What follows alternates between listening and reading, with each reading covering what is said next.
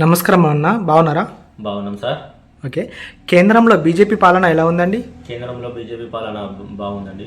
Okay. Modi మళ్ళీ గెలుస్తారంటారా? మోడీ మళ్ళీ గెలుస్తారు. రెండోసారి గెలవడమే కాకుండా ఈ మూడోసారి కూడా హ్యాట్రిక్ గెలవడం జరుగుతుంది. 400 సీట్లకు పైగా నరేంద్ర మోడీ గారు ఈసారి గెలవడం కూడా జరుగుతుంది. అవినీతి లేకుండా, కుంభకోణాలు లేకుండా బీజేపీ పాలనపై మీ అభిప్రాయం ఏంటి?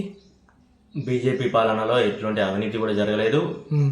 రాబో రోజుల్లో కూడా బీజేపీ పాలనలో ఎటువంటి అవినీతి కూడా జరగదు. ఉదాహరణ, కాంగ్రెస్లో ఎన్నో అవినీతి కార్యక్రమాలు కూడా జరగడం జరిగింది.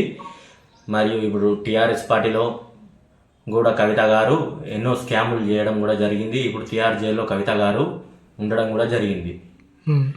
బీజేపీ పాలన ఎటువంటి అవినీతి కూడా జరగదు. కేంద్రం ప్రవేశపెట్టిన పథకాలు ఎలా ఉన్నాయి? మోదీ పైసలు అందుతున్నాయా? కేంద్రం ప్రవేశించిన పథకాలు ప్రజలకు బాగా అందుతున్నాయి.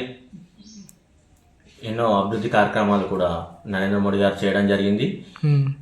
విశ్వకర్మ యోజన కింద మరియు ఫసల్ బీమా యోజన, రైతు బంధు, గరీబ్ కళ్యాణ యోజన, సుఖజన్య వంటి పథకాలను కూడా నరేంద్ర మోడీ గారు ప్రవేశపెట్టడం జరిగింది.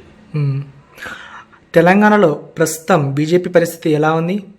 తెలంగాణలో ప్రస్తుతం బీజేపీ పరిస్థితి బాగానే ఉంది. రానున్న ఎలక్షన్లలో కూడా బీజేపీ ప్రభుత్వం గెలవబోతుంది. తెలంగాణ రాష్ట్రంలో కూడా ఎలక్షన్లు వస్తే సీఎంగా బీజేపీ అభ్యర్థి గెలవడం కూడా జరుగుతుంది.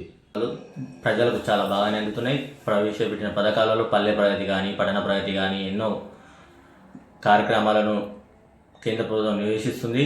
వైకుంఠ ధామాలు, రేషన్ కానీ, మరియు హిందువులుగా అయోధ్య రామ మందిరం నిర్మించడం చాలా గర్వకారణం. నరేంద్ర మోడీ గారు ఎంతో ధైర్యంగా తాను ముందుకు వచ్చి అయోధ్య రామ మందిరం నిర్మించడం కూడా జరిగింది. తెలంగాణ నుంచి కాకుండా ఎన్నో రాష్ట్రాల నుంచి రైలు కూడా అయోధ్యకు నడవడం కూడా జరుగుతుంది. కామారెడ్డి నుంచి సుమారు 4 రైళ్లు కూడా అయోధ్యకు వెళ్ళడం కూడా జరిగింది. తెలంగాణ ప్రజలే కాకుండా ఎన్నో రాష్ట్రాల ప్రజలు కూడా వచ్చి అయోధ్య రామ మందిర నిర్మాణం జరిగింది అని చెప్పేసి వెళ్ళి అక్కడ చూడడం కూడా జరుగుతుంది. నేను కూడా సుమారు నెల రోజుల క్రితం అయోధ్యకు వెళ్ళడం కూడా జరిగింది. అయోధ్యలో ఎన్నో